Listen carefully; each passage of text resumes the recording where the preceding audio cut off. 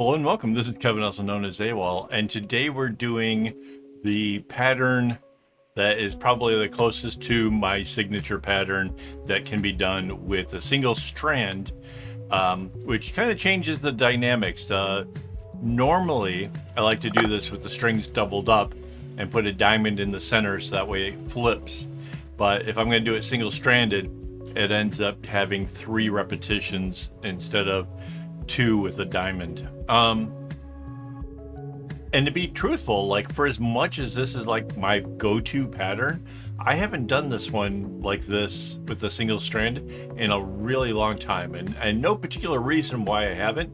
Maybe other than the fact that I've been trying to create a lot of like new and different things for the videos. But once upon a time, this was like kind of my go-to sort of pattern, and I really did enjoy doing it. Now, one of the things you might notice is normally when it comes to like having 4 colors of purple and 4 of blue, which is what this bracelet is, that normally the the darkness of each of the colors sort of matches its peer, right? So like the lightest blue is the same lightness as the lightest purple, which most of them do that, with the exception of the dark blue. It is considerably darker than the darkest purple. And there's a reason for that. A long time ago, 15 years, maybe more, I did a something like this with reds and a gray scale, and the gray scale, the last one was like a black. And what I noticed was it took the symmetry of how the two things like match up as being both the same size and kind of made it where you saw it but you don't see it, because it sort of makes it look like the other side. In this case, the purple looks like it goes out an additional one and kind of throws off that balance. And it requires you to kind of look closer to say, oh, no, that darkest one, that really is part of the blue family, and that, oh, they are balanced in size. And it's that little questionable detail that sort of makes it a little bit more interesting and kind of pulls the person into trying to see why is it so different, or what is it about it that is, so unique. And so I wanted to incorporate that into this bracelet, and it turns out pretty cool. The one thing I thought about while I was making this was, if I was to add an extra string into it, it would be cool to give the blue like that extra little, do the straight edge technique, I guess they call it, on the edges, so that way the blue kind of came out a little bit more, and you would see the purple diamond, or like the single individual in the middle of the lightest blue, because you get the light blue in the middle of the purples, but you don't get it the other way around because it just doesn't come out far enough. The only trouble with that is there are 8 strands going into the loop, right? So 16 strings coming down, but the 8 strands going into the loop is perfect for the kumi braid. If I tried to make it 9, I would have to come up with some kind of other method to have the loop. And personally, the kumis, it just looks so much cooler than most anything else I could do. It is my preferred thing. So yeah, I don't know. I kind of like this method of doing things. So we can explore that later on. I would probably, I guess if I was going to do it, maybe I would make the pattern for it.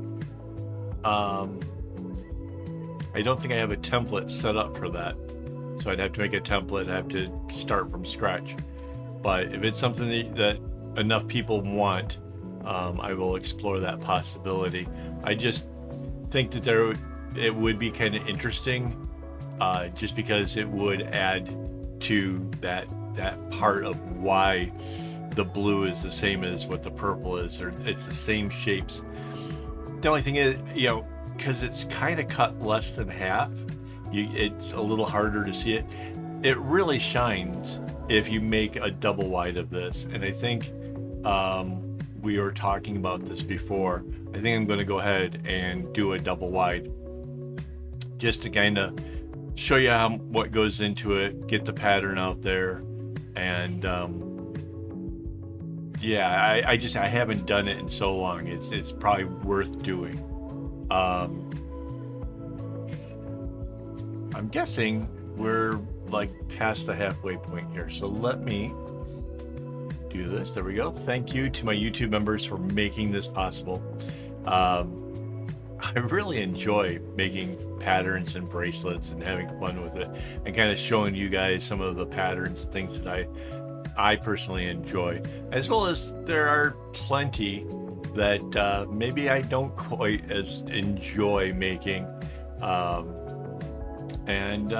Yeah, that's kind of cool too. It's kind of neat to see what kind of ones get more problematic for me or whatever. But like this one is technically a little bit longer than the normal single-stranded bracelet, and yet I did it in about an hour and 45 minutes, which seems pretty quick. But then again, it's a pattern I know very, very well, and I don't know, it really came together so much faster than some of the other ones. So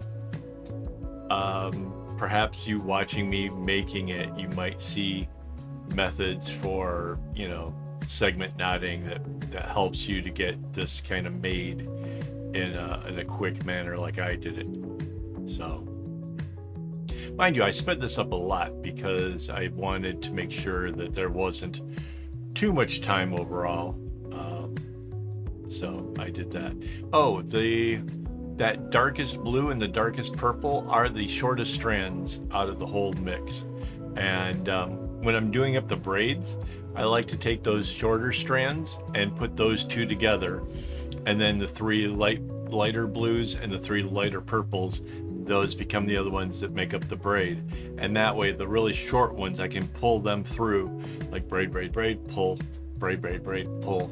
And it just makes it really easy to actually get my tassels. Just a little added thing there in case you're, looking for ways of making things easier. That's one way that definitely helps make it kind of go by a little bit quicker.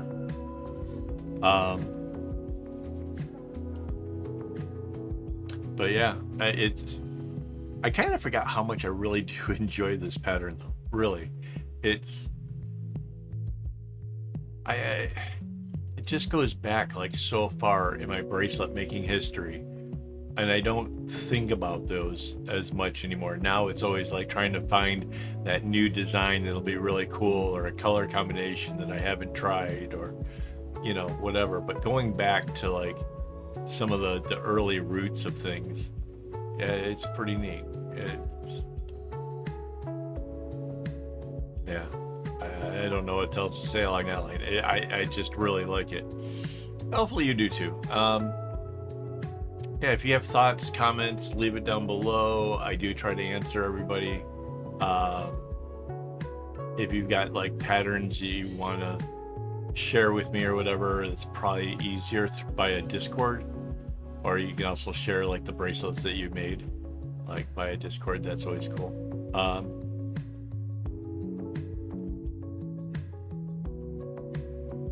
Trying to think if there's anything else really clever or smart about this. I think that's about it.